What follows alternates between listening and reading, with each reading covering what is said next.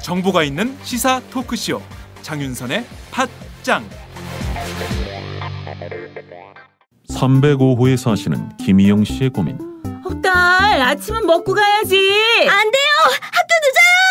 어디 간단하고 건강한 아침밥 없나? 1201호에 사시는 박희선 씨의 고민. 다이어트 중인데 식단이 걱정이네. 어디 칼로리 낮고 맛있는 다이어트 음식 없나? 806호에 사시는 이미순 할머님의 고민. 어디 약 말고 건강에 좋은 음식 없나? 있습니다. 곡물 담은 선식 뿌리마켓이요. 포털 검색창에 뿌리마켓을 검색해보세요. 곡물 담은 선식은 45가지의 곡물, 야채, 과일, 수산물을 넣어 만들어 건강에 좋고 바쁜 직장인, 학생, 다이어트가 필요한 분 식사 대용으로 드실 수 있어 좋고 아이들과 어르신들의 간식으로 드실 수 있어 좋습니다. 포털 검색창에 뿌리마켓을 검색하세요.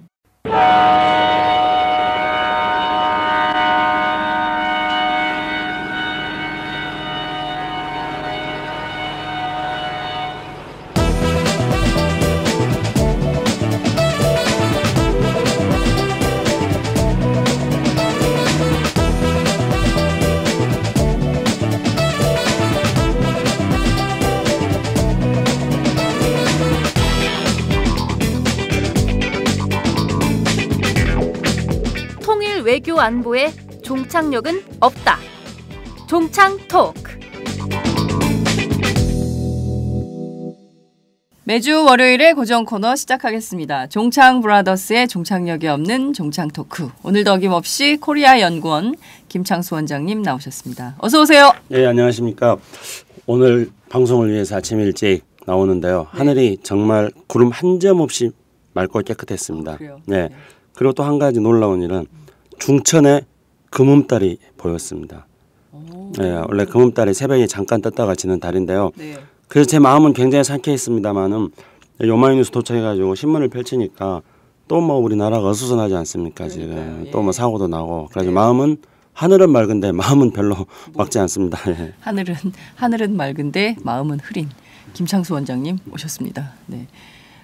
장관님 오셨습니다. 네. 네, 김종대 장관님 오셨습니다. 이거 어떻게 되는 거예요? 뭐 준비하고 있어요. 아니 그러니까 정확하게 그 뭐야 명칭이? 명칭은 네. 오늘 이제 그 예비 내각 인선 발표가 취소됐기 때문에 네. 이게 국정감사 관계로 조금 늦어지고 있어요. 그래서 당분간은 그 직함은 쓰지 않기로 했습니다. 네. 예비 장관. 예비 장관. 이 직함은 쓰지 않기로 했어요. 대신 정의당에서 추가 인선을 더 마무리해가지고 그 중간에는 아마 국방개혁 추진단을 만들지 않을까 생각되고 있습니다. 그러면 우리가 김종대 장관이라고 지금 부르면 안 되는 건가요? 안 된다니까. 안 돼? 네, 괜찮을 것 같아요. 뭐 또 미래자 붙여가지고. 장관이잖아. 이거 뭐 아니 미래자 붙이면 되잖아. 미래 장관. 그냥 미래 장관, 예비 장관. 예비 장관? 예. 아니 난 미래부 장관이 아니고 국방부인데 그 정신적 장관이라고 하지 뭐. 정신적 장관일까요? 근데 좀 네이밍이 힘들어요. 정신적 장관. 네, 그냥 저희는 예비 장관이라고 부를게요. 아니 원래 뭐 예비 장관. 정신적 장관인데 무슨 뭐 국방개혁 예비 장관인데 말이 길잖아요. 네. 우리는 줄여서 잘 쓰잖아. 그 앞에 다 띄고 네. 장관자만 딱 붙이면 되잖아. 장관님. 심플하게. 어쨌든 정의당 장관님 오셨습니다. 아이고 부끄럽지만 하여간 네. 김종대입니다. 안녕하십니까. 네. 뭐랄까 요즘 제가 신기가 어지럽습니다. 여러 가지 환경이 많이 바뀌니까 또 정당 생활도 해보니 생각처럼 쉽지는 않아요. 뭐 해본 지 며칠이나 됐다고 지금 벌써 그래. 뭐가 뭔지 모르겠어요. 예. 하늘은 맑은데 왜 김종대 장관 마음이 불편해? 아니 불편하다는 어지럽다는 거지 불편하다는 건 아니에요. 나 약간의 현기증을 즐기는 거지 그러니까 그런 건 상관없어요. 네. 그 지난 토요일 날 또 끔찍한 사고가 발생했어요. 네. 네. 이 실종자들 밤새 수색을 했지만 추가 발견은 없는 상황이고요. 이게 보니까 또 인재예요. 세월호를 겪어도 정신 못 차렸어요. 네? 이래도 네. 됩니까 정말? 자, 이번에 사고가 난 데가 제주도 북방이니까 진도항에서 가까운 데입니다. 네. 결국은 또 그 지점이에요.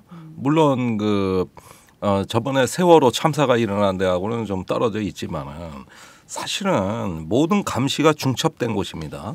자, 이번에 진도 VTS 이 교신이 해당 낚시잡이 배와 교신 안 된 건 물론이고 네. 또 관제도 안 됐고 그런가 하면은 어선 위치 발신 장치 VPS라고 하는 이 시스템도 가동이 안 됐고 그다음에 국립해양원에서 개발한 표류 예측 시스템 이것도 이번에 실효성이 없었어요. 네. 그런가 하면은 이제 주변에 어선 또 경비정, 군함 이런 것들이 유기적인 협조 체제로 즉각 출동하는 태세도 가동이 안 됐습니다. 네. 결국은 11시간 동안 방치돼 있다가 나중에 어선에 의해서 발견이 되고 구조가 3명이 됐다. 이건 뭐냐면은 그다음에 그렇게 막상 하고 나서 이제는 다 실종되거나 하니까 이제는 또 요란 떨고 있어요. 밤에 뭐 함정 한 3, 40척이 출동한 것 같습니다. 야간 수색을 했는데 소득이 없었죠. 자, 이거는 뭘 말하는 걸까요? 이게 세월호에서 뭐 해경을 해체한다, 국민안전처를 신설한다 했는 게 대부분 소용이 없었다는 얘기입니다. 보여주기였다는 얘기예요. 오히려 세월호 때보다 더 무능합니다. 지금 상황이. 그러면 없어진다는 해경 그대로 있는데 지금. 아니 뭐가 바뀐 거느냐 이거죠. 그러니까 사람의 정신이 바뀌고 현장이 강화돼야 되는데 맨 상부에서 어떤 부서 만들고 장관 자리 하나 더 만들다 보니까 밑에선 바뀐 게 없는 거예요. 그러니까요. 매냥 똑같고 제자리 걸음인 거예요. 예. 당시에 국가개조론까지 얘기를 했었는데요. 네. 결과적으로 바뀐 것은 하나도 없고 세월호 가족들 여전히 심지어 세월호 가족들이 세월호 인양과 관련해 가지고 가족감시단을 만들어서 활동 중인데 그 활동도 못하게 하잖아요. 현장에 못 오게 했다며. 그러니까 현장에 못 오게 하는 것뿐만 아니라 가족을 감시하는 배는 또 있어요. 세월호 그래서 이 사건을 딱 보면서 모든 국민들이 다 그렇게 느꼈을 것입니다. 세월호가 딱 떠올랐잖아요. 네. 이런 걸 뭐라 그러나요? 데자뷰라고 하는 거죠. 세월호 데자뷰. 근데 이 사건이 생긴 지금 이제 현안에 대해서 문제점에 대해서 김정대 편집장이 쭉 말씀하지 않으셨습니까? 근데 왜 세월호가 생겼는데 아직까지도 우리가 한마디로 말씀드려서 정신 못 차리고 있는가? 국민의 안전과 관련된 문제에 대해서 이건 저는 간단하다고 생각합니다. 금방 우리 장윤선 기자님도 말씀하셨습니다만은 이 정부가 세월호를 통해서 깊이 있는 성찰을 통해서 국민 안전을 위한 시스템을 만들 생각은 하나도 안 했다는 거예요. 중요한 거는 이 정부에서 가장 중요한 거는 어떻게 하면은 빨리 세월호를 국민들의 머릿속에서 지울 것인가, 어떻게 하면 세월호를 빨리 잊을 것인가, 그 생각을 했기 때문에 세월호를 파생시킨 구조적인 문제는 하나도 해결되지 않고 그대로 있었습니다. 다시 생긴 거예요. 그렇습니다. 이렇게 간다면은 제2의 세월호, 제3의 세월호 다시 나올 수 있다는 것을 이번 사건이 증명해주고 있는 겁니다. 그렇습니다. 승선 인원 지난번에 이제 과적 무슨 평형수 이런 것들이 문제였잖아요. 이번에는 승선 인원 규제도 제대로 안 됐다는 거예요. 특히 이제 한반도 주변에 있는 어선 이걸 어선이 아니라 뭐라 그러죠? 낚싯배라 그러나요? 이런 배들의 경우에는 낚시꾼들이 타고 뭐 하는데 승선 인원 규제 같은 게 전혀 관리 감독이 안 된다는 겁니다. 4,000개가 넘는 배가 있는데 이런 것들에 대해서 그러니까 공권력이 개입해서 관리하고 규제하고 통제하고 이런 것들이 하나도 없으니까 사실상 이것은 예고된 인재였고 이런 거는 또 언제 어디서 또 발생할지 모르겠다. 이런 아주 답답한 상황인데 정권이 과연 이 문제에 대해서 어떤 제도적 개선을 할지 그냥 국감에서 국회의원들이 질타하고 고치겠습니다. 앵무새처럼 되풀이하고 그리고 끝 이렇게 되는 것은 아닌가 참 걱정이 앞섭니다. 세월호를 잊고 넘어가면은 절대로 안 됩니다. 그래서요. 그러니까요. 예. 자, 또 하나 문제가 있었어요. 홍준표 지사가 결국에는 골프 대회를 강행했는데 자, 추자도에서 해상 사고가 난 데서 멀리 떨어지지 않은 곳에 경상남도가 있습니다. 네. 이런 와중에서 사상 최초의 공무원 골프 대회다. 네. 또 사상 최초를 강조하시는데 도대체 후한무치해도 분수가 있지 그래. 그걸 꼭 해야 되겠습니까? 거기에다가 축사에서 뭐라 그랬어요? 홍 지사가 앞으로는 이름 숨기고 공무원들 골프 칠 필요 없다. 대놓고 당당하게 해라. 이렇게 얘기를 하면서 그걸 축구대회, 농구대회는 가능한데 골프대회는 왜 불가능하냐? 왜 불가능하냐? 이렇게 얘기했는데 말인즉슨 맞습니다. 사실 골프를 뭐 이름까지 숨겨가고 성까지 갈아가면서 쳐서야 되겠습니까? 그 자기가 치려면 당당하게 치지. 그런데 지금 나라가 이렇게 어떤 안팎으로 남북 관계다, 외교다, 또 국내에서 이런 어떤 안전 사고다 해가지고 이 두숭숭한 이런 와중에서 굳이 이렇게 역풍을 불어가지고 선글라스 끼고 나타난 지사의 저 모양을 국민들 몇 사람이나 좋게 보겠습니까? 그러니까요. 거기다 무상급식에다가 경상남도가 유달리 현안이 많은 데로 알고 있는데 아니 그래가지고 공무원 골프 대회 장려하면은 메르스 방역이 잘 됩니까? 아니면은 낚싯배 사고 예방이 잘 됩니까? 그래. 아니 공무원들 그 골프 치면은 무슨 업무 성과가 증진이 되는데 네. 도대체 이걸 지사가 선글라스 끼고 나서가지고 이렇게 방방 뜨면서까지 독려할 필요가 뭐가 있냐는 거야. 이게. 그러니까요. 지금 보면 그 너무 당당해요. 너무 당당해서 이게 그 이를테면 뭐가 잘못이야 왜 못하게 해 이렇게 말은 하면서 실제로는 기자들이 취재하는 건 또 못하게 했어요. 그러니까 또 이게 또 나가서 국민적 여론이 안 좋아질 것은 또 두려운 거예요. 본인들이 잘못하고 있는 것은 한편으로는 아는 거죠. 뭐 이런 식으로 이제 계속 하는 거예요. 그러니까 뭐랄까요? 한편으로는 국민들을 굉장히 업수히 여기는 거죠. 함부로 해도 된다고 생각하는 거예요. 그러지 않고서야 이런 일들을 막 함부로 할 수 있을까요? 정치인들은 자기 부분만 빼놓고 언론에 이름 많이 나는 거 좋아한다면서요. 네. 그래서 저도 홍준표 지사 이야기에서 더 이상 하고 싶지 않고요. 그냥 김종대 편집장이 이야기했던 대로 후원무치 홍준표 이렇게 해서 우리가 이 사건을 계기로 해가지고 홍준표에 호를 하나 지어주죠. 후원무치 홍준표. 이렇게 후원무치 홍준표 선생. 그렇게 하고 넘어가고 후원무치 선생께서 혹시 불쾌하시면은 명예훼손으로 거는데 저를 걸지 마시고 네. 오마이뉴스를 거십시오. 같이 걸게 돼 있어요. 그런가요? 네, 발언한 사람하고 셋을 걸게 돼 있어요. 김창수, 사회자까지? 장윤선, 오마이뉴스. 한 명 더 있다. 오마이뉴스 오연호 대표. 4명을 걸게 돼 있습니다. 어쨌든 건다는 그 가능성에도 불구하고 용기를 네. 해서 후원무치 홍준표. 네. 근데 참 요새 정치인들의 행동을 보면 김무성 대표도 그렇고요. 홍준표 지사도 그렇고요. 참 부끄러움을 모르는 정치인들이 굉장히 많아졌다. 그리고 본인들이 부끄러운 생각을 해놓고도 굉장히 당당하고 뭐가 문제냐는 식으로 일관하는 문제. 그러니까 어떻게 보면 우리가 정치가 굉장히 뒤로 많이 갔어요. 이명박 정부 이후에 굉장히 정치가 후진적으로 가고 있는데 그 극단으로 계속 치닫고 있는 양상이 아닌가 이런 생각을 하게 됩니다. 자, 지난주에 박근혜 대통령 중국을 다녀오셨어요. 그죠? 시진핑 주석하고 회담도 하고 또 이후에 뭐 한중일 정상회의도 예고를 했고 또 한미일 외교장관 회의도 추진한다고 하고 한중 정상회담 후속 조처 여러 가지 일들이 나오고 있는데요. 자, 우선 어떻게 보십니까? 박근혜 대통령이 열병식에 참여를 하고 등등에 대한 여러 가지 언론의 보도가 있었는데 두 분 어떻게 보셨는지 우선 김종대 장관님께서 먼저 하시죠. 정의당 장관님. 자꾸 장관이라고 하는데 이번에 박근혜 대통령의 어떤 통일 외교 행보죠. 네. 이걸 또 일각에선 신사고 외교라고도 합니다. 어떤 좋은 말은 다 갖다 붙고 있어요. 마치 빌리 브란트가 그 동방 정책으로 미국과 소련을 주물르던 이것의 어떤 이 이미지가 벤치마킹 되는 것 같은데 그런 점에서 상당히 어떤 이번에 어떤 통일 외교가 과대 포장돼 있는데 저는 상당히 심각하게 우려합니다. 자, 지금 박근혜 대통령 지지율 여론조사하는 기관에 따라 다르지만 많게는 56%까지 올라갔대죠. 네. 네, 이게 다 외교에서 나온 성과죠. 그렇습니다. 남북관계 외교에서. 네. 근데 이번에 그렇게 올라가는 데는 한반도 전쟁 위기를 막고 전승절 행사에 가서 국가의 위신을 높였다는 거 아닙니까? 네. 이런 면에서 잘 못한 건 아니죠. 이 지지율에 시비 걸 생각은 전혀 없어요. 네. 그런데 진짜 수능 본고사가 아니라 그건 모의고사 수준이라 이거야. 모의고사 우리가 한번 잘 본 거는 잘했다고 칭찬해 줘야 되지만 이거 갖고 결실을 맺었다고 얘기할 수 있는 겁니까? 진짜 승부처는 아직 오지도 않았어요. 자, 통일 외교라는 것은 어떤 국가의 거시적이고 장기적인 안목에서 나오는 겁니다. 그다음에 주변 외교뿐만 아니라 남북 관계에서 하나 둘 성과가 축적되면서 굉장히 우리 국가의 역량이 총동원돼야 이제 겨우 그 흐름을 하나 형성할 수 있는 거대 담론임에 틀림없습니다. 이건 말 몇 마디 되는 것 같고는 분명히 아니잖아.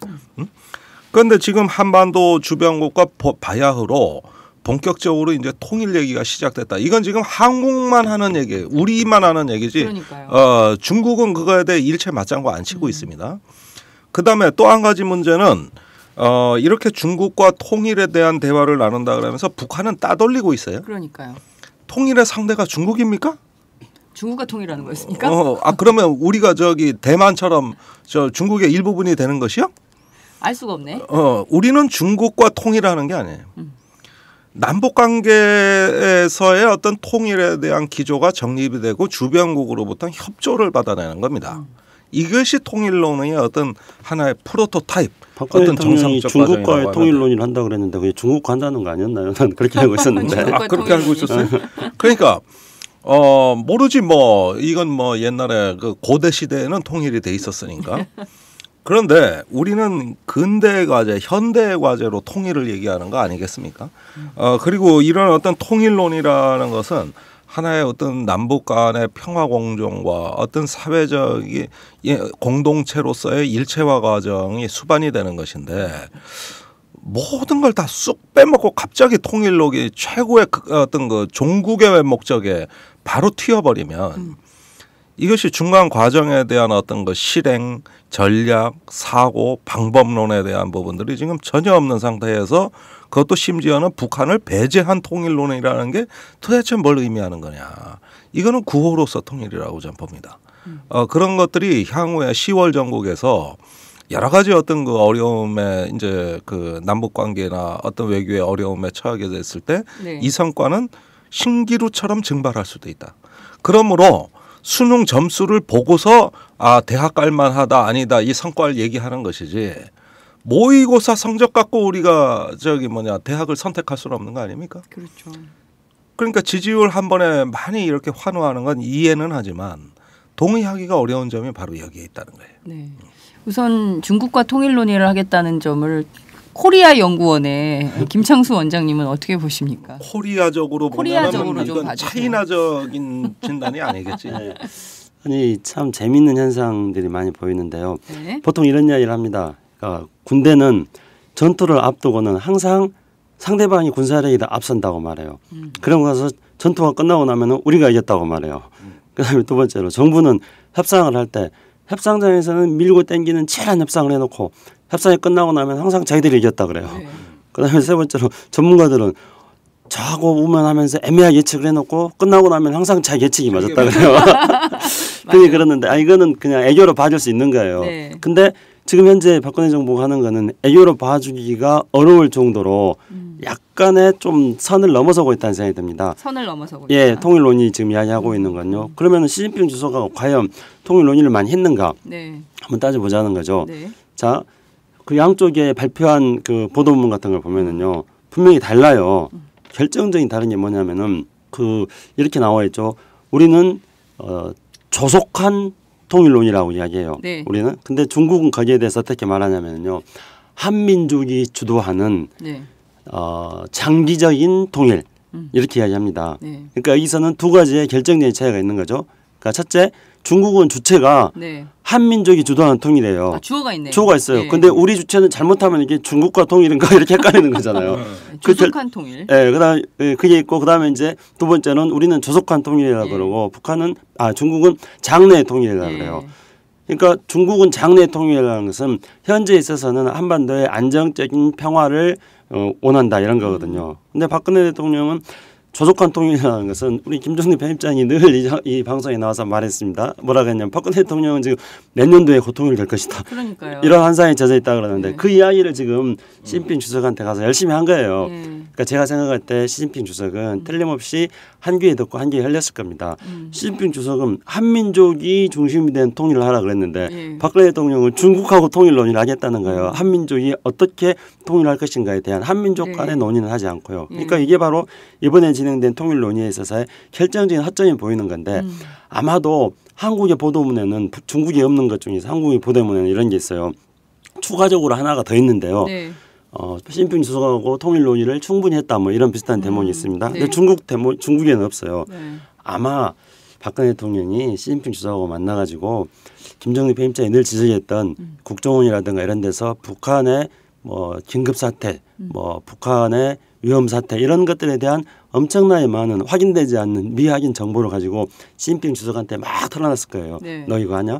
북한 금방 망할지도 몰라 이런 정보를 막 털어놓고 그 말한 건 사실이니까. 예. 그래서 그거에 대해서 중국하고 충분하게 대화를 나눴다. 이렇게 한 줄 우리의 보도문에 한 줄 얹어놨다 이렇게 생각합니다. 그래서 중국하고 한반도 문제에 대해서 중국을 통일해 어떤 협력적으로 끌어들이려면은 중국이 원하는 것은 남북한 주도로 통일하라는 겁니다. 통일 논의를.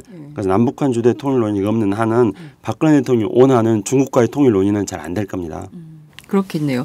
말씀하신 대로 박근혜 대통령 기자간담회 살짝 좀 뜨신 것 같아요.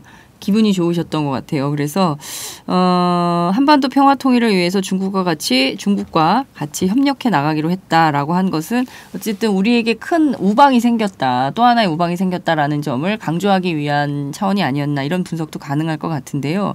무엇보다 곧 통일이 될 거라는 얘기를 이미 박근혜 대통령이 통일준비위원회에서 한 얘기잖아요. 근데 그 그걸 전에 보면 국정원 방문도 했었고요. 네. 그러니까 결과적으로 보면 여전히 박근혜 대통령 안에는 북한 급변 사태에 대한 이게 있는 거예요. 그 생각이 있기 때문에 끊임없이 조속한 통일, 북핵 문제를 해결하는 가장 궁극적이고 확실한 방법은 평화 통일, 이렇게 통일론을 계속 강조하는 게 아닌가 생각이 좀 들어요. 그 점은 어떻게 보세요? 아니 저도 여러 번 했던 얘기입니다. 네. 그러니까 지금의 통일론의 이면에는 북한에 대한 고립 압박 봉쇄라는 세 가지 트라이앵글이 있다는 것이죠. 네.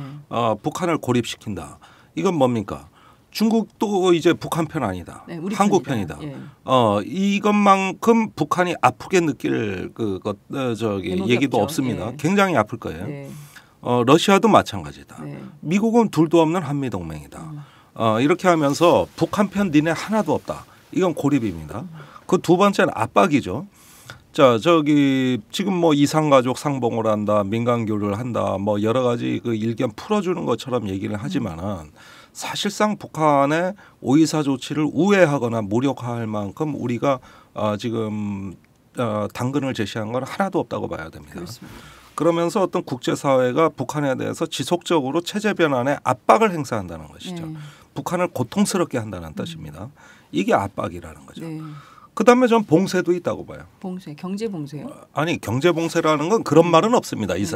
경제 제재 뭐 이런 것도 있지만 대부분 봉쇄는 이제 안보 정치 군사적인 차원에서 얘기를 많이 하는데 사실은 그 북한에 대해 가지고 뭐 NLL이다, MDL이다 해가지고 어떤 경계선도 있습니다만은 점점 더 많은 어떤 감시 또 어떤 그 억제 내지는 응징을 할 수 있는 올해 국방 예산이 많이 증강이 됩니다. 이런 것들은 압박도 되고 또 봉쇄도 되는 것이죠. 그러면서 5.24 조치 해제에 대해서는 아예 의제를 회피해 가는 것이죠. 그러면은 정치, 군사, 경제적으로 사실상 이 고립을 넘어서 그것이 거의 봉쇄 수준까지 가는 이런 어떤 체제는 안 풀리고 있는 거거든요. 그러면 고립, 압박, 봉쇄라고 하는 세 가지는 결과적으로 어떤 점에서 한반도 정세에 의미가 있겠느냐. 그러지 않아도 북한 체제가 위기에 빠져서 어쩌면 붕괴될지도 모르는데 그럴 때 이런 정책은 효과가 높다고 보는 것이죠. 사실상 이런 걸 노골적으로 국제정치에서 얘기할 수는 없습니다. 그런 말이 번역으로 된 거죠. 통일이라는 말로 번역됐을 뿐이라는 것이죠. 이렇게 보면 진짜 어떤 그 한반도의 평화 통일론이라면 이제껏 우리가 근대 국가를 이루는 어떤 하나의 과제로서의 통일국가 수립이라는 우리가 단순히 뭐 북한을 이기고 진다는 게 아니라 한민족의 어떤 근대성을 완성한다는 면에서 통일론의 본래 뜻이 있는 겁니다. 이런 것들이 우리가 그동안 미완으로 인한 어떤 기형적 분단 체제를 해소하고 정말 완성된 국가로 가자. 이런 점에서 통일론의는 숭고하고 또 우리가 지금 모든 걸 바쳐서 앞서서 준비해야 될 때다는 어떤 국가와 민족과 사회 공동체의 과제로서의 통일의 가치의 재발견이냐.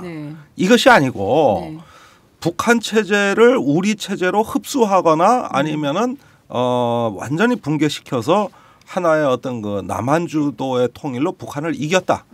체제 대결에서 승리한 걸로 그건 통일은 완결된 것이다. 이런 식의 지금 박근혜식 어떤 그 접근법이라면 그렇다면 고립 압박 봉쇄로 더 위기를 더 증폭시키는 것이죠. 그러니까요. 다음은 팟짱 서포터즈 1호 광고입니다.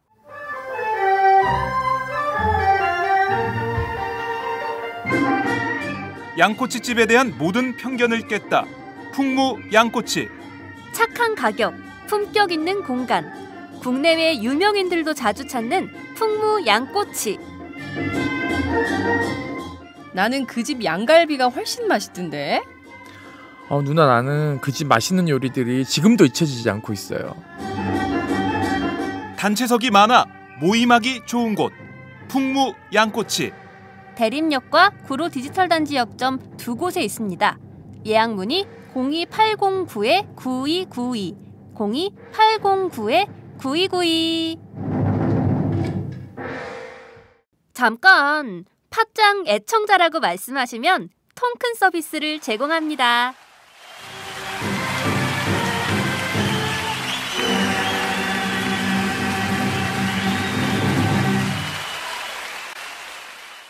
저는 이런 불안감도 있어요. 박근혜 대통령 5년 임기잖아요. 5년 임기 중에 자신의 최대 성과로 통일을 이루겠다고 생각하는 것은 아닌가. 이런 걱정도 좀 앞서요. 그래서 무슨 짓을 할까 두려움이 막 커져요. 될 리가 없습니다. 김종대 편집장이야. 될 턱이 있나요?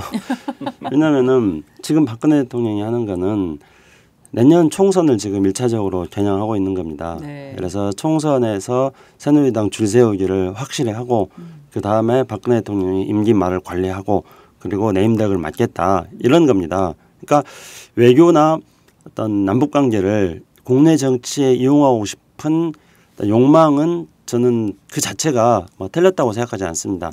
그런 욕망 때문이라도 외교를 또 남북관계를 잘했으면 좋겠다 오히려 이렇게 생각하니까요. 네. 그런데 지나치면은 못하니만큼 못합니다. 그러니까 박근혜 대통령이 전승제를 간 건 잘했어요. 네. 누구나 다 가라 그랬어요. 여론조사에 보면 국민들 다수가 전승제를 가라 그랬어요. 네. 근데 가는 건 잘했는데 갔다 온 결과를 가지고 홍보를 하는 거는 지나치다는 거예요. 그러면은 저도 간 거에 대해서는 잘했다고 생각합니다. 네. 근데 그게 이렇게 뻥튀기 해가지고 홍보할 만큼 잘한 거냐에 대해서는 따져보자는 거죠. 그러니까 이 방송에서 여러 차례 저도 말씀드렸습니다. 올해는 2차 대전 종전 70주년이라고요. 네. 그래서 지금 현재 작년부터 얘기하셨습니다. 그렇죠. 작년부터 이야기했죠. 올해 정세가 중요하다고요. 네. 그래서 지금 각국은 2차 대전 종전 70주년 외교를 하고 있는 겁니다. 네. 그래서 그거를 가장 먼저 한 게 이제 아베예요. 네. 아베는 4월 28일 날 샌프란시스코 강화 조약일에 맞춰가지고 미국을 갔습니다. 그래가지고 신 가이드라인을 개정한 다음에 그 다음에 8월 14일 날 아베 담화를 발표하면서 이제 2차 대전 전범 국가에서 벗어나가지고 전쟁을 할 수 있는 보통 국가로 변신을 시도하고 있는 거잖아요. 아베가 지금 그렇게 가고 있습니다. 네. 5월 9일 날 러시아가 전승절 행사를 하면서 야R-24 대륙간 탄도미사일이라는 것을 공개를 했습니다. 네. 그러면서 미국의 MD 체제를 뚫을 수 있다. 이거를 미국에 대해서 무력 시위를 한 거예요. 네. 그리고 9월 3일 날 시진핑이 전승절 행사를 한 겁니다. 네. 시진핑이 전승절 행사를 한 거는 태평양은 넓으니까 미국이랑 같이 태평양 나눠 쓰자. 우리도 이제 신형 대국이 되었다. 네. 그렇게 하는 거고 너희들이 말 안 들으면은 우리가 너희들을 위협할 수 있는 무기 있다. 그렇게 해가지고 또 동풍 31 대륙간 탄도미사일 공개를 하고 또 우리의 이익 건드리지 말아라. 태평양 근처에서. 그래서 뭐 우리 태평양 근처에서 쌍꺼풀도 같은 데서 우리 이익을 건드리면은 그걸 또 위협할 수 있는 우리 무기 있다. 이거를 또 보여주는 거거든요. 그렇게 해서 다 자국 이익을 중심으로 해서 네. 2차 대전 종전 70주년 외교를 하는 겁니다. 근데 우리는 우리 이익을 중심으로 한 2차 대전 종전 70주년 외교, 광복 50년, 광복 70년 외교 한 게 뭐가 있냐는 거예요. 아무것도 없으면서 우리가 하는 거는 나무집 잔치에 갔다 와서 나무집 잔치에서 손님으로 대접 잘 받았다. 이거를 가지고 우리의 국가 전략이 있다는 것처럼 이렇게 이야기하고 있는 거예요. 그러니까 이런 게 근본적으로 굉장히 중요한 포인트예요. 예.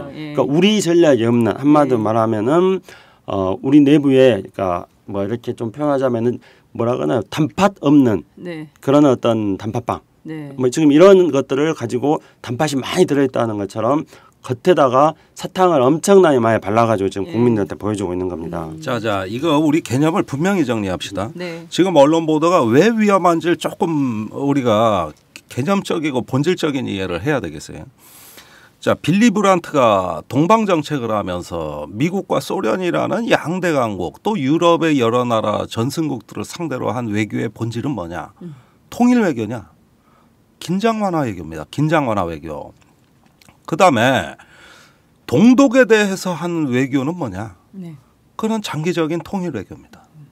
그러니까 이 서독이 동독과 통일했을 때 그 비결은 뭐냐 하면은 민족 내부에서 할 일과 주변국의 협조를 받아야 될 일을 정확히 분별해서 이걸 지혜롭게 했다는 거예요. 그 당시에 서독이 주권이 있는 나라입니까? 2차 대전에서 전범국 패전국이고 뭐 그저 아무래도 국제사회의 감시를 많이 받는 나라입니다. 지금 대한민국보다 위상이 낮아요. 그걸 벗어나기 위해서 과거사를 명확히 정리했고 그래서 국가의 정통성을 다시 세웠고 그러면서 신동방 정책이라는 건 뭐냐면 긴장 완화 정책입니다. 이게 그러면은 평화공존의 새 질서, 새 역사를 쓰는 가운데 언젠가도 통일이 닥칠지도 모르는 걸 차분히 준비하자. 그런데 그걸 통일이라고 얘기하지 말고 긴장 완화라고 하자 이거예요. 즉 평화 정책. 네. 그런데 주변국이 동서독 통일을 바라질 않았을 거 아니야. 냉전 시대 때. 네. 물론 고르바초프가 등장해 신사고가 있어서는 달라졌지만 그 전까지 브레즈네프하고 빌리 브란트가 제일 친했어요. 브레즈네프가 아주 냉전 중에서도 골수 냉전주의자 아닙니까? 미국엔 레이건 아닙니까 그때? 이런 그 적대 국가를 상대하면서도 외교를 했다는 건 뭐냐면 일단 긴장을 완화시키면서 협력하자는 뜻이었어요. 네. 그러면서 통일에 관한 문제 예컨대 어떤 체제로 통일할 것이냐 무엇으로 할 거냐 이것만큼은 주변국이 아니라 자주적으로 결정하겠다고 한 겁니다. 그러니까 외국에 나가가지고 통일 얘기를 한 게 아니라 사실 그런 얘기의 상대는 동독이 된 거고 네. 그렇게 내밀하게 하면서 주변국으로부터 협력을 받아낸 거예요. 협력을. 그러니까 긴장 완화 정책이 된 것이죠. 이게 통일로 연결이 됐어요. 통일을 말하지 않았으되 통일을 성취한 것이요. 그런데 지금 우리가 중국에 가서 통일 얘기라고 뭔 체제 얘기라고 이랬다는 거는 말이 안 되는 것이 그 상대는 중국이 아니라 북한이라는 겁니다. 왜? 중국, 일본, 미국, 러시아가 한반도 통일을 원합니까? 이 한반도의 통일을 위해 가지고 주도하고 앞장서고 도와줄 세력들이요? 한반도 역사의 경험이 그렇습니까? 계속 방해만 받았어요, 우리는. 그러면은 역설적으로 그 통일 얘기를 직접적으로 하는 것이 아니라 남북한이 자주적으로 통일하는데 방해하지 못하도록 해야 되는 외교가 원래 이 통일 외교의 본질이라고 봐야 돼요. 네. 그러지 않습니까? 그렇죠. 네, 방해만 못하게 하는 거예요. 그게 뭡니까? 긴장 완화를 명분으로 하는 것이죠. 평화와 협력과 또 공동 번영 이런 얘기를 통해 가지고 통일은 내가 북한하고 얘기하겠으나 주변국은 거기에 협력을 할 수 있도록 긴장 완화에 협력해달라. 그러니까요. 교류와 협력에 협력해달라. 한반도의 평화와 안정에 협력해달라. 네. 내가 이번에 북한하고 합의문을 맺었다. 이래서 전쟁을 막았다. 네. 이런데 중국도 좋은 자세를 보여줘가지고 도움이 많이 됐다. 주변국의 평화에 대한 압력이 아주 많았다. 이래서 이 합의문의 성과를 우선 얘기를 했었어야 되는 거예요. 네. 그러면서 그 협조를 받아내는 것인데 이 앞으로 일본 뭐 중국 미국 찾아다니면서 다 통일 얘기를 하겠다 그러면은 그렇죠, 지금. 이거는 지금까지 볼 수 없었던 북한에 대한 매우 아픈 메시지가 되는 거예요. 매우 아픈 메시지가 되는 거예요. 그러니까 거죠. 북한은 통일의 주체가 아니라 통일의 대상이 되는 거예요. 그런데 이게 뭐 급변 사태에 의한 흡수 통일이건 뭐건 간에 그건 속으로 우리 생각이고 네. 북한이 통일의 한 축이고 주체라는 것에 대한 존중을 안 해준다면 이거는 무력 통일하고 똑같은 통일이 된다고 북한은 느낄 거예요. 그러지 않습니까? 그렇겠죠. 네. 그러면 나중에 이 논의를 우리 정부가 감당을 못해. 너무나 그 위험이 커진 이런 통일론에 우리가 관리할 수가 없는 상황이 오는 거예요. 이걸 어떻게 하겠냐 이게. 그러니까 이렇게 막 샴페인 터뜨리고 박근혜 대통령이 귀국하는 비행기 안에서 기자들 찾아가서 일부러 한 말이 이겁니다. 오늘부터 평화통일론을 시작한다. 근데 일단은 육자회담을 열어가지고 그 미완된 평화체제 논의라든가 이 전쟁을 종결하기 위한 이런 국제회담도 지금 시급한데 네. 이걸 다 건너뛰고 갑자기 통일로 가버리면 이게 북한에 무슨 메시지로 가겠습니까? 그러니까요. 지금 제일 이런 생각이 들어요. 그동안에는 이제 미국이라는 형님, 이제는 미국, 중국 형님 일본까지 엎어가지고 북한을 압박해서 사실상의 체제 통일을 해보겠다는 노림수가 깔려 있다면 그거 굉장히 어리석은 생각 아닌가. 그러니까 우리가 통일을 이야기할 때 어떤 통일을 할 거냐. 그냥 뭐 서신교류하고 자유왕래하고 뭐 이런 정도도 통일이다라고 볼 건지 아니면 남북 간에 정말 국가연합 수준으로 가는 것을 통일이라고 하는 건지 체제 통일을 완전 굉장히 이게 굉장히 복잡하고 어려운 문제들인데 복잡하고 어려워도 통일 얘기했다고 치자고. 네. 자 그러면은 북한을 붕괴시켜서 남한이 흡수해 버리려고 그러는데 중국이 협조해 주십시오. 이렇게 지금 말하고 있는 거예요? 말하고 있는 거죠. 왜냐? 사실상 보수 세력은 그렇게 받아들이고 있는 겁니다. 이번에 북한을 우리가 겁을 주니까 김정은 위원장이 겁을 먹고 판문점의 협상장에 나오더라. 봐라. 이렇게 강압 정책하니까 효과 있지 않느냐. 박근혜가 이겼다. 이게 보수의 논조 아닙니까? 그러니까요. 지금. 네. 그런데 이렇게 한 그 정서적 연장선 위에서 중국에 가가지고 이번에 평화통일 얘기를 했다는 뜻은 어떻게 받아들이겠습니다. 북한을 통일의 동반자로 민족의 공존공영의 동반자로 상호 체제를 인정하고 존중하는 가운데 우리가 통일의 국면으로 가서 그야말로 민족 공동체 민족 자존의 시대를 열자 이렇게 이해할까? 통일 논의를? 이 평화 통일 논의를 제가 음해하는 게 아니라 보수 세력 자체가 조선일보 자체가 북한의 굴복을 전제로 하고 아프게 하는 통일론으로 이해하고 있다 이겁니다. 네. 제 생각이 아니라 그분들 생각이라 이거예요. 그러니까요. 근데 그게 다 불필요한 이야기예요. 네. 근데 과연 북한이 가만히 있을까요? 아니, 저는 그게 더 걱정인데. 북한이 어떨까 하는 것보다도요. 네. 중국이 그걸 안 받아들여요. 그러니까 제가 아까 말씀드렸듯이 그 얘기를 제가 하고 싶었던 거예요. 지금 만약에 박근혜 대통령이 정말로 중국의 협력을 얻으려면은 어떻게 했어야 되냐면은 이번에 가가지고 남북한이 군사적인 긴장이 고조됐는데 대화와 합의를 통해서 군사적 긴장을 해소하는 그런 협상에 있어서의 최고의 경지라고 할 수 있는 윈윈 협상을 했다. 이렇게 해가지고 이렇게 남북한이 앞으로 계속 윈윈 협상, 대화 협상을 통해서 한반도 평화적 환경을 만들어 나가겠다 하면은 중국하고의 협의가 되는 거죠. 근데 이번에는 철저하게 박근혜 대통령은 중국이 동의하지 않는 자기 이야기만 한 겁니다. 그리고 중국은 시진핑 주석은 들어주는 척을 했죠. 왜냐하면 시진핑 주석의 생각은 다른 데 있으니까요. 예를 들어 본다면은 박근혜 대통령이 한중 정상회담 끝나고 9월 4일 날 상해에 가가지고 임시정부 청사 재격안식에 갔습니다. 사진도 찍으시고. 한중 국교 정상화 이후에 이제 격안을 했으니까 이번에 이제 재격안식입니다. 근데 이번 재격안식 예산이 7억 원입니다. 그 중국 정부가 다 냈어요. 그리고 내부의 시설물에 대한 재배치도 중국 정부가 했어요. 그리고 상해 임시정부 청사를. 그리고 초청자도 중국 정부가 했어요. 그러면 그거는 굉장히 중요한 의미가 있습니다. 박근혜 대통령은 거기 가가지고 상해 임시정부가 대한민국의 법통을 계승하고 있는 상해 임시정부임에도 불구하고 가가지고 중국이 꾸며놓은 행사에 박근혜 대통령이 가가지고 거기서 박수를 치고 온 거예요. 중국이 왜 그런 행사를 꾸몄냐면은 9월 3일 전승제를 맞춰서 9월 4일 날 재격안식 일자를 잡은 거예요.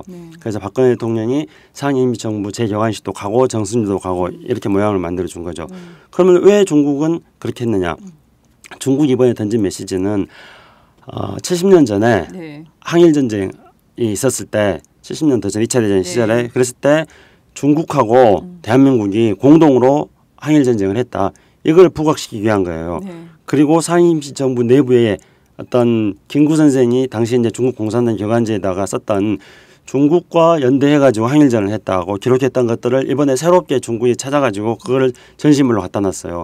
이거는 70년 전에 한국하고 중국이 연대해가지고 항일을 했듯이 지금도 그렇게 하자는 거예요. 그러니까 중국이 그런 그림을 그리는 겁니다. 그런데 박근혜 대통령이 거기 가서 박수를 쳐준 거예요.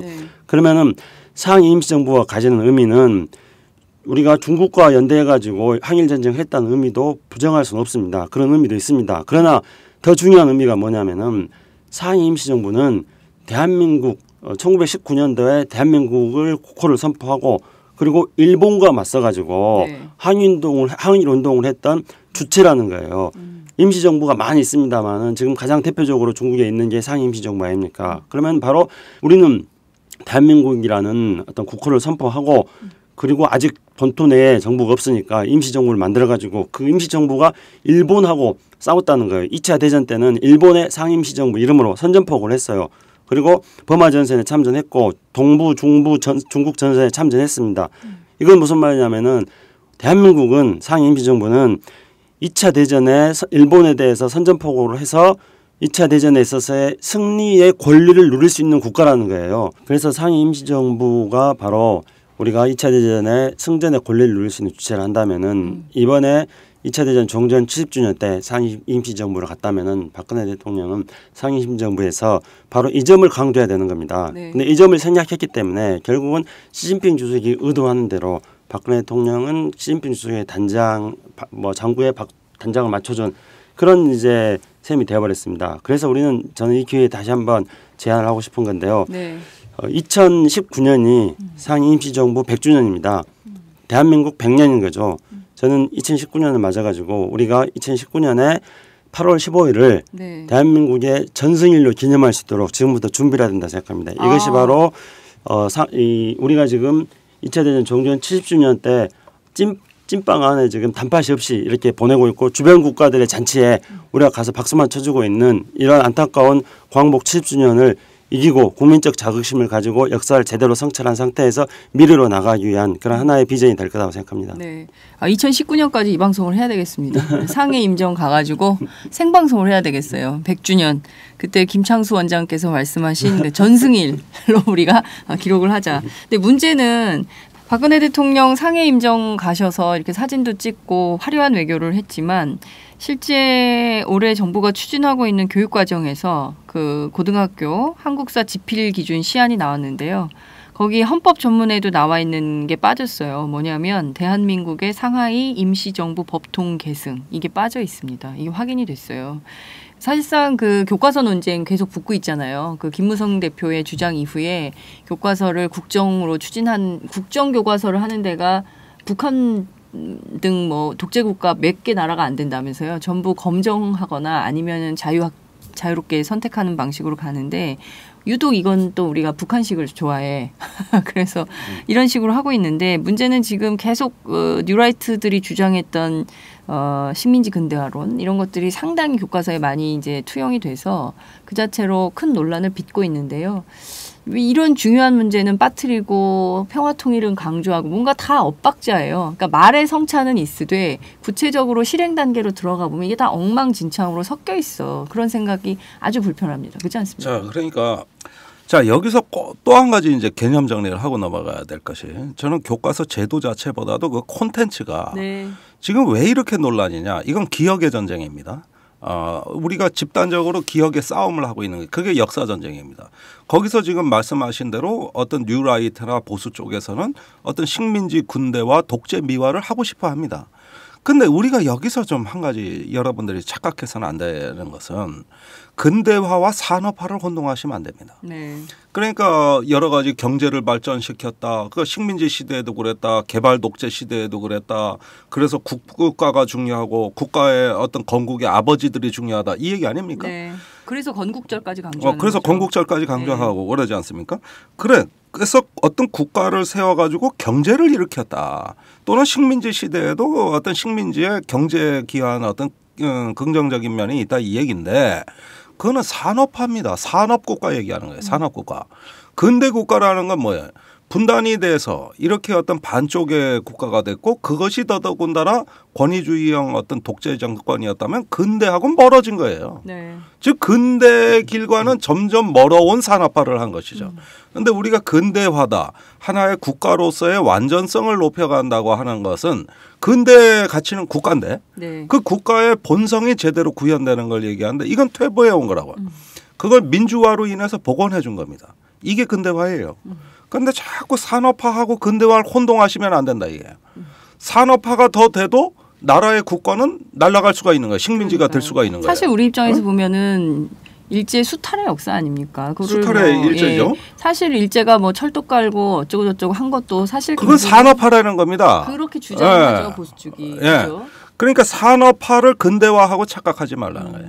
식민지는 근대화가 될 수가 없는 거예요. 네. 그거는 군대의 과제를 우리가 완결지었을 때 근대화가 되는 것이고 네. 그렇게 오면서 최근에는 근대를 넘어서 현대로 올 때는 국가 단위에서 내적인 어떤 자기 성장이 이제 본격화되나 네. 이런 게 이제 현대 국가입니다. 그게 이제 복지고 성장이고 그다음에 어떤 민주화 인권의 가치를 얘기하는 겁니다. 그렇습니다. 이런 것을 근대와 현대 과제라고 한다. 네.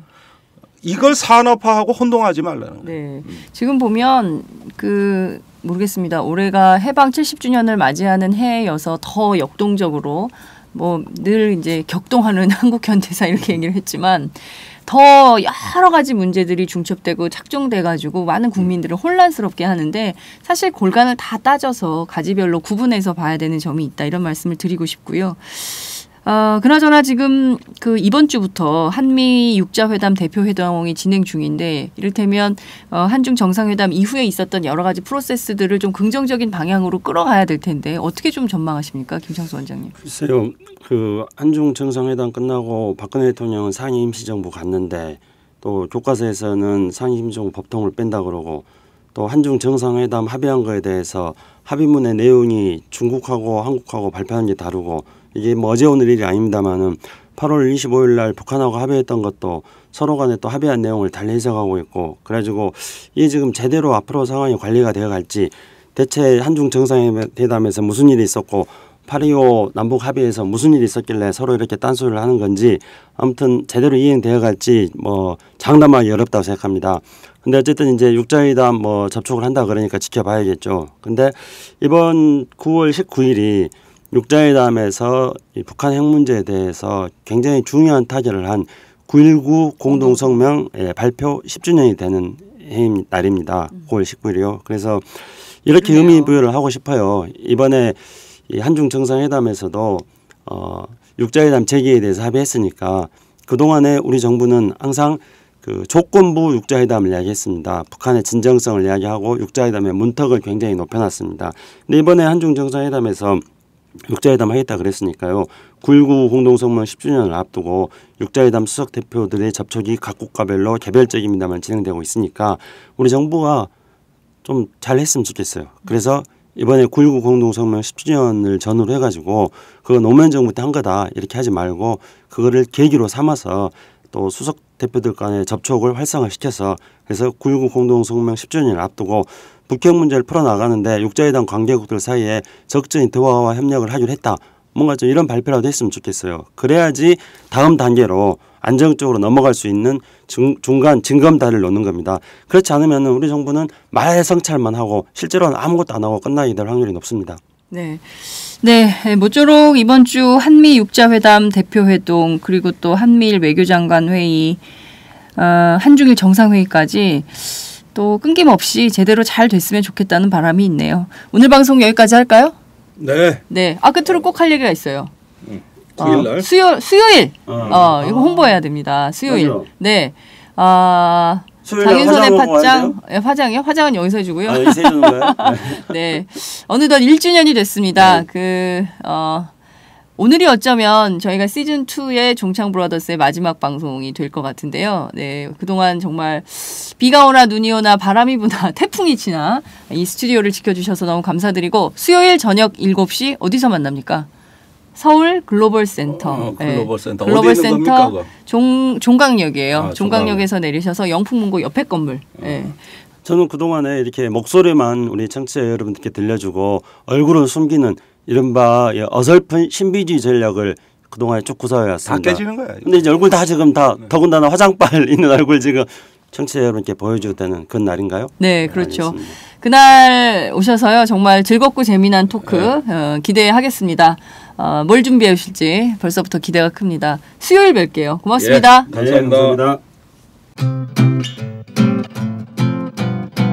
제가 오마이뉴스 10만인 클럽 후원한 지 솔직히 얼마 안 됐어요. 최근 얼마 전부터 제가 하기 시작했는데 그 이유는 지금 제대로 된 언론이 없는 시대에 살고 있잖아요. 그래서 제대로 된 언론에게 힘을 보태줘야겠다는 생각이 들어서 진짜 작지만 한 사람의 10,000원이지만 이게 모이면 제대로 된 언론의 역할을 해줘 오마이뉴스가 힘을 받아서 좀 더 많은 사람들에게 제대로 된 언론의 역할을 보여줄 수 있지 않을까 그런 응원의 마음으로 가입하게 됐고 그래서 여동생한테도 권해서 같이 하자 좋은 일이니까 그렇게 하게 됐고요. 그리고 또 바라는 게 있다면 아무래도 인터넷 뉴스니까 인터넷으로만 이제 기사를 많이 접하시잖아요. 그래서 페이스북이나 트위터, 인터넷을 많이 접하지 않는 분들에게 어떻게 하면 이 바른 언론의 소리가 전달될까 이런 것도 좀 더 고민하셔서 맨날 TV 종편만 보시는 그런 어르신들에게도 어떻게 하면 이 바른 언론이 전해질 수 있을까를 좀 오마이뉴스가 고민해봐 주셨으면.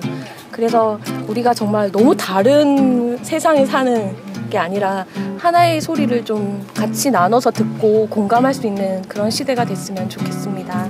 네, 너무 축하드립니다. 6주년. 안녕하세요. 오마이뉴스 최종 병기라고 바득바득 우기고 있는 김병기입니다. 15년 동안 기자로 뛰고 있습니다.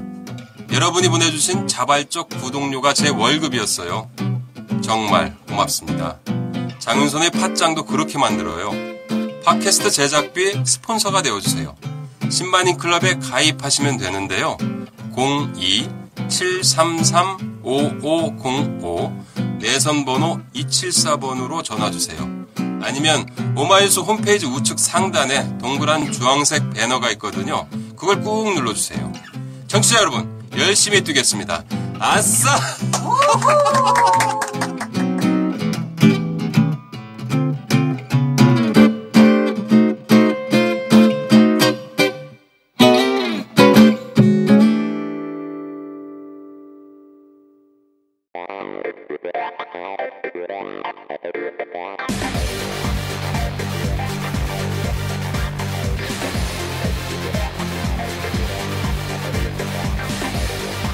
정보가 있는 시사 토크쇼 장윤선의 팟짱.